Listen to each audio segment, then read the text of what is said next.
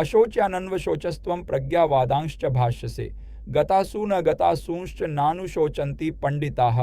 श्रीमद्भगवद्गीता के दूसरे अध्याय का यह 11वां श्लोक हमारे मानसिक स्थिति के एक मूलभूत सत्य को उजागर करता है। परम भगवान श्री कृष्ण कहते हैं कि तुम बातें तो विद्वानों जैसी करते हो, फिर भी उन बातों के लिए शोक कर रहे हो जो शोक के योग्य नहीं हैं। उन्होंने बड़ी ही स्पष्टता से शोकाकुल अर्जुन को एक तरह से डांट देते हैं, बिल्कुल माँ की तरह जो अपने बच्चों के बेकार की जिद के लिए डांट देती है। वो कहना चाह रहे हैं कि जो वास्तव में ज्ञानी होते हैं वे न तो जीवित के लिए शोक करते हैं और न ही मृत के लिए। आखिर ऐसा क्यों है? इसका उत्तर आत्मा के शाश्वत स्वरूप को समझने में निहित है। आत्मा का न तो कभी जन्म होता है और न ही कभी मृत्यु। यह अजन्मा, नित्य, शाश्वत, अविनाशी और अनादि है।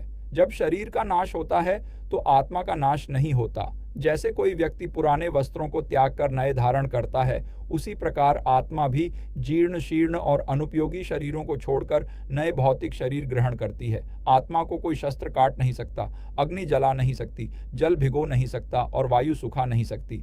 यह समझ ही ज्ञानी व्यक्तियों को विचलित नहीं करती। इसके अतिरिक्त जिसने जन्म लिया है उसकी मृत्यु निश्चित है और जो मर गया है उसका जन्म भी निश्चित है। ये जीवन के अनिवार्य पहलू हैं। इसीलिए अपने कर्तव्य का पालन करते हुए हमें इन अपरिहार्य परिवर्तनों के लिए शोक नहीं करना चाहिए। सुख और दुख तो सर्दी और गर्मी के मौसमों की तरह अस्थायी रूप से आते जाते रहते हैं। ये इंद्रिय बोध से उत्पन्न होते हैं और हमें इन्हें बिना विचलित हुए सहन करना सीखना चाहिए।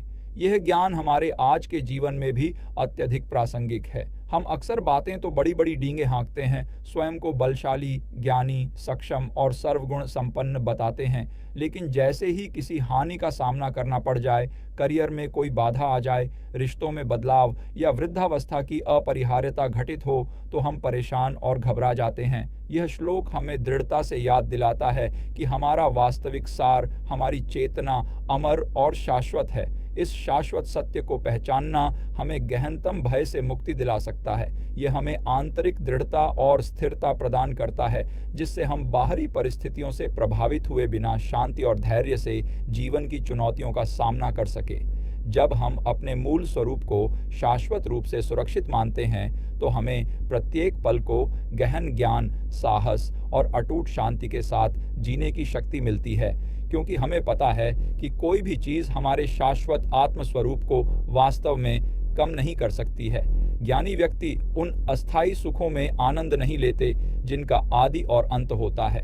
इस अवस्था में व्यक्ति परम सत्ता को प्राप्त